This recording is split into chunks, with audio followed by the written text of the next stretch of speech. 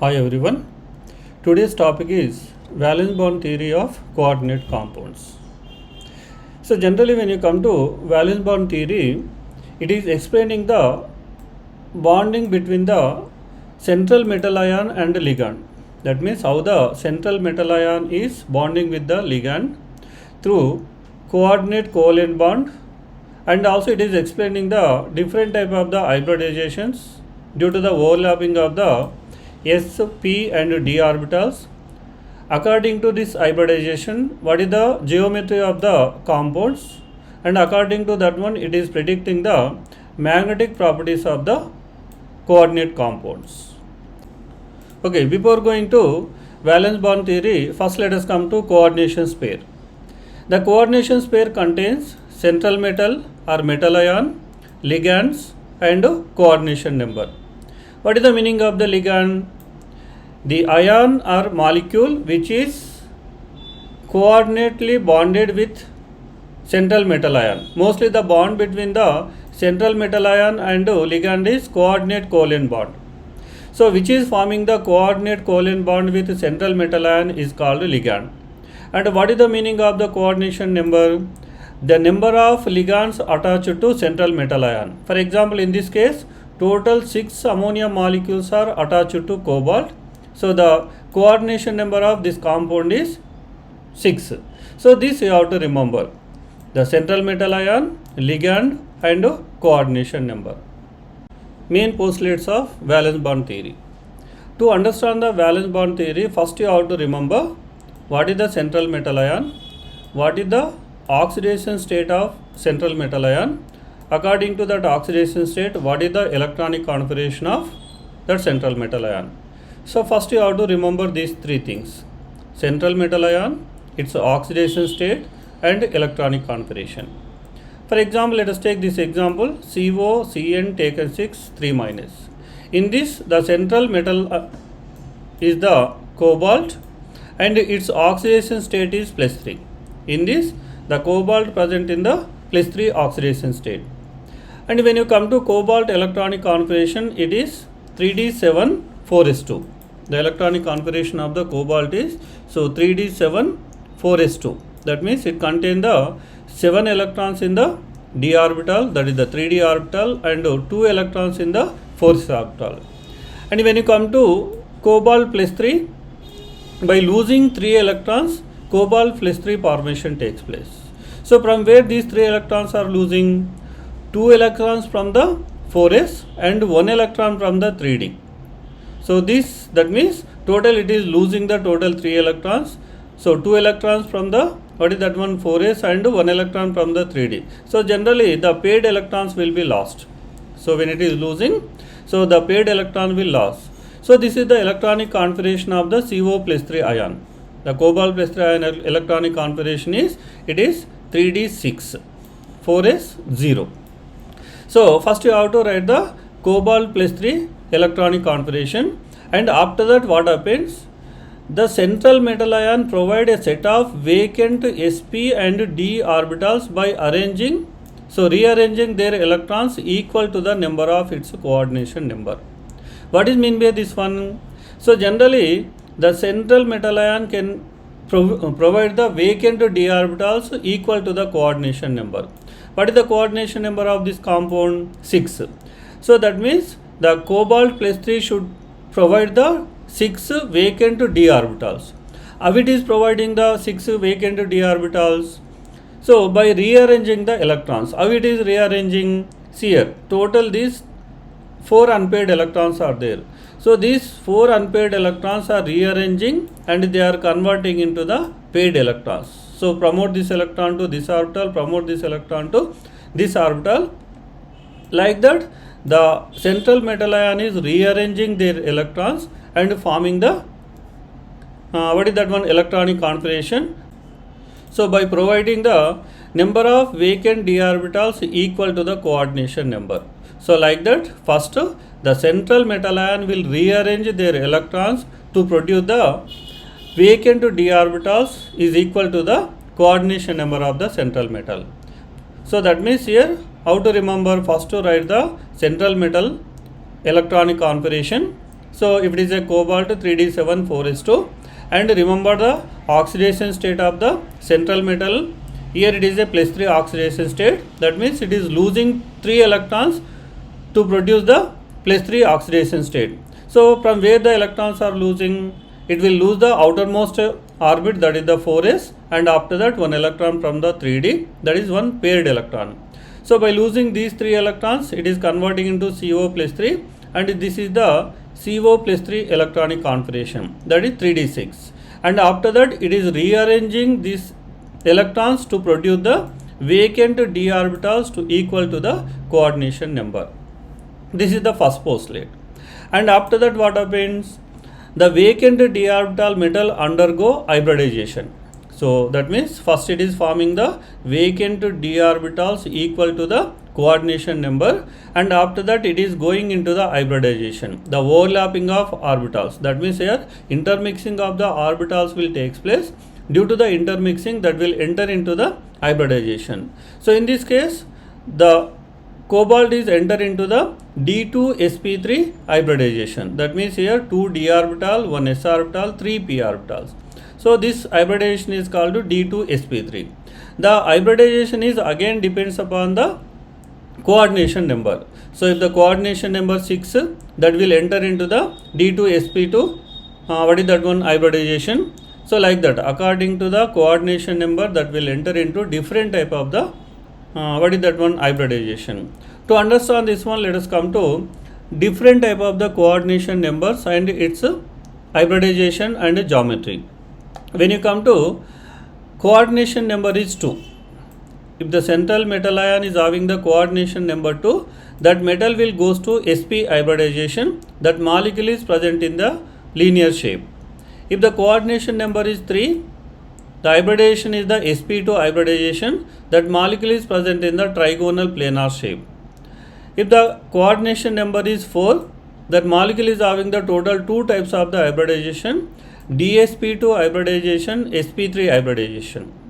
So what is the meaning of the dsp2 and sp3 hybridization? So one d orbital, one s orbital, 2 p orbitals. That is called dsp2 hybridization.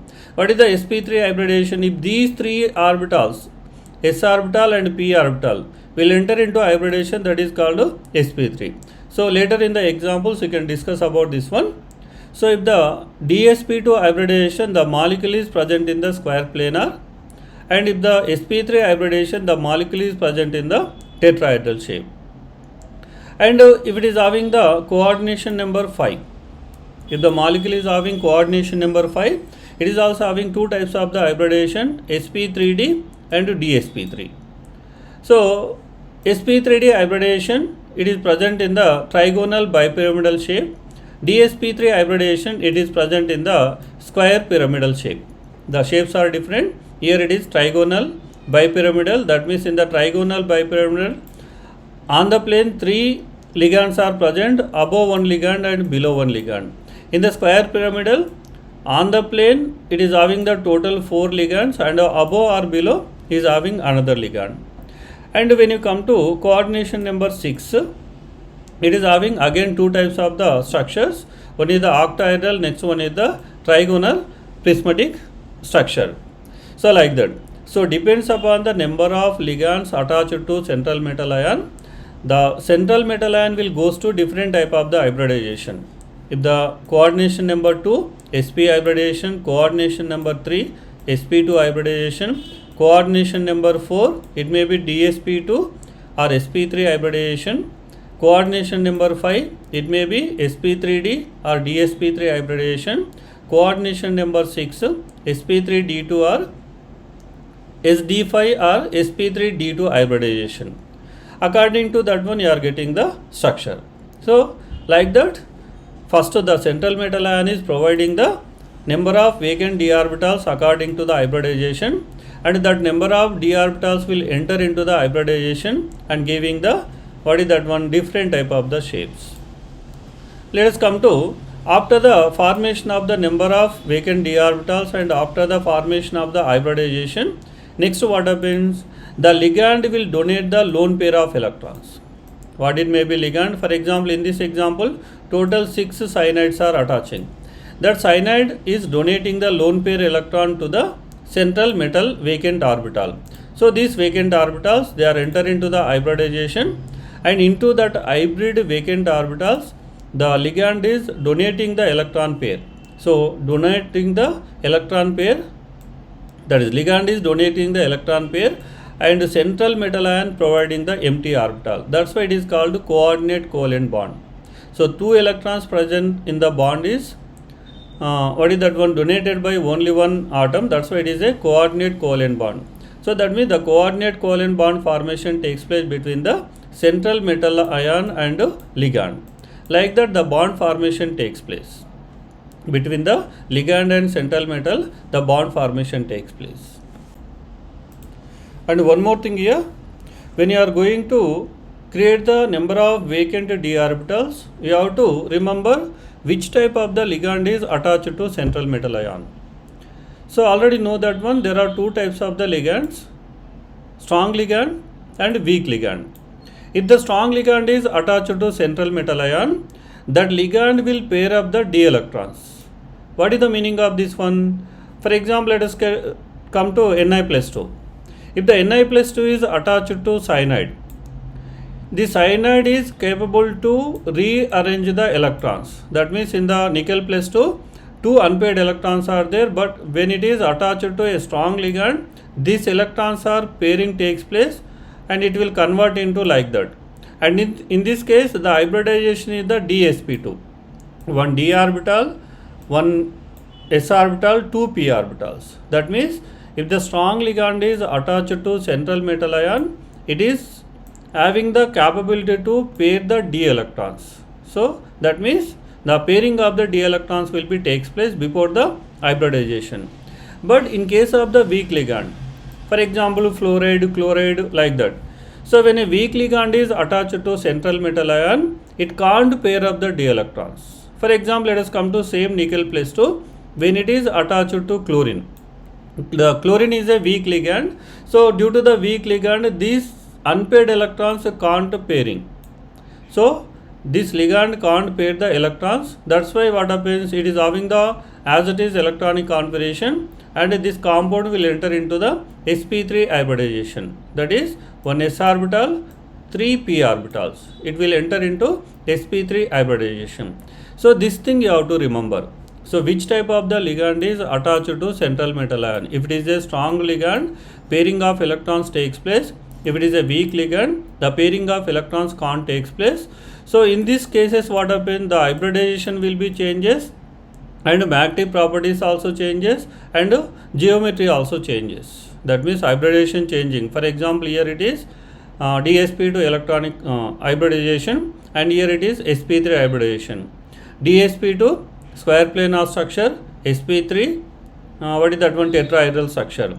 Here unpaired electrons are not there, diamagnetic, unpaired electrons are there, it is paramagnetic.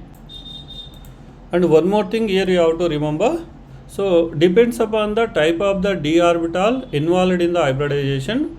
The complex compounds are divided into two types. One is inner orbital complex, another one is outer orbital complex.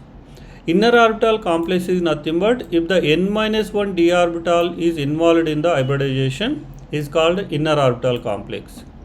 If the n d orbital is involved in the hybridization, is called outer orbital complex. To understand what is the meaning of the n-1 d and nd, let us come to one example. Let us take the CONH3 taken 6 compound and NiNH3 taken 6 compound. When you come to this CONH3 taken 6 compound, the hybridization is D2sp3. The hybridization is the D2sp3. And in this case, the NiNH3 taken 6, the hybridization is the sp3d2. The hybridization is sp3d2. Here it is a D2sp3 and here it is sp3d2. What is the difference between these two? D2sp3. That means here the d orbital is the 3d1. So 3d, 4s, 4p. In this case, the d orbital is the 4d1.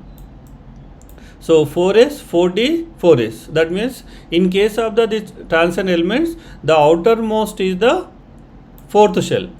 If the fourth shell d orbital is involved, that is called outer orbital complex. N is nothing but here outermost shell. So what is the outermost shell in case of the transition elements?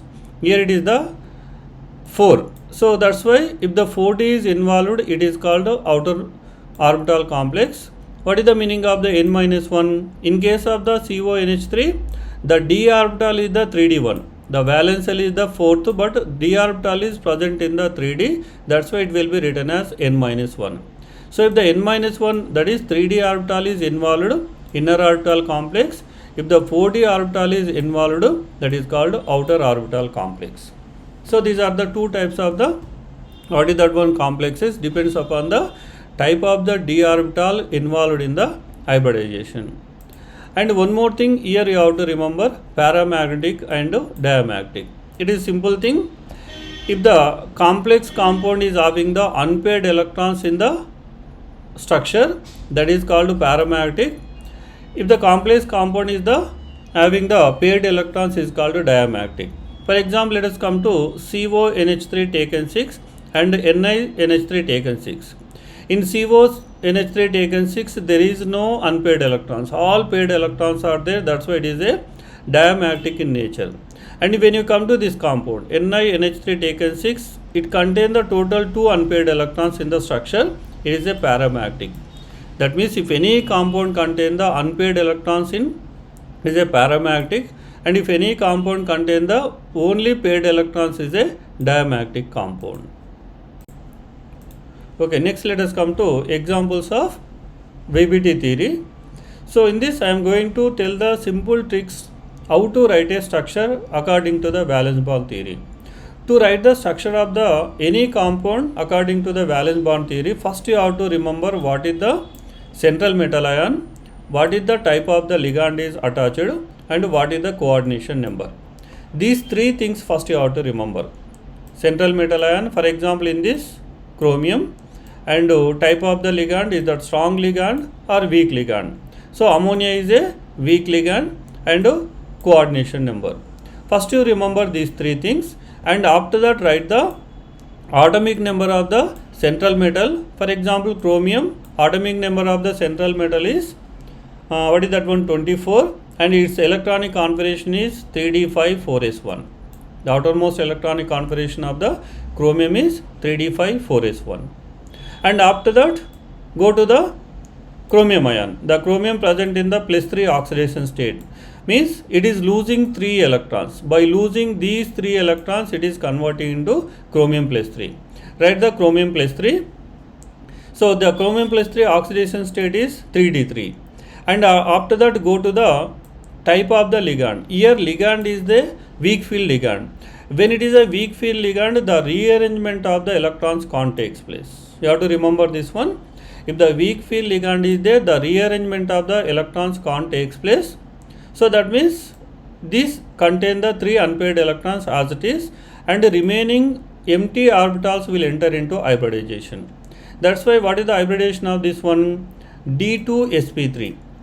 2 d orbitals, 1 s orbital, and 3 p orbitals. What are these orbitals? So that is 3d, 4s, 4p. So that's why it is called D2sp3 hybridization. This molecule will enter into D2sp3. When it is enter into D2sp3, total 6 orbitals are forming the structure is octahedral structure, and after that the 6 ammonia molecules will be coordinately bonded with the chromium and forming the compound. So this is the structure of the compound, and according to this one, what you will know, the structure of the compound is octahedral and it is a paramagnetic in nature. Okay, let us come to one more example. FeCN taken 6 4 minus. In this, the central metal ion is Fe. Same thing, first to write the electronic configuration of the Fe. It is 3d6-4s2. The electronic configuration of iron is 3d6-4s2. In this, iron present in the +2 oxidation state. That means by losing the 2 electrons from the 4s orbital, it is forming +2 oxidation state. In +2 oxidation state, the electronic configuration of the compound is 3d6. And after that, let us come to ligand. The ligand is a strong ligand. When it is attached to strong ligand, the rearrangement of the electrons will take place. That means these two unpaired electrons will go to pairing. So this is the electronic configuration of the Fe before going to hybridization. After the rearrangement of the electrons, this element will enter into hybridization, that is the D2sp3 hybridization. The hybridization of the compound is D2sp3. After the hybridization, it is forming the total 6 D2sp3 hybrid orbitals. These hybrid orbitals can form the bond with 6 cyanides. So it is forming the coordinate covalent bonds with 6 cyanides, and it is converting into the a octahedral shape. So, and when you come to this compound, it is having only paired electron, that's why it is a diamagnetic in nature.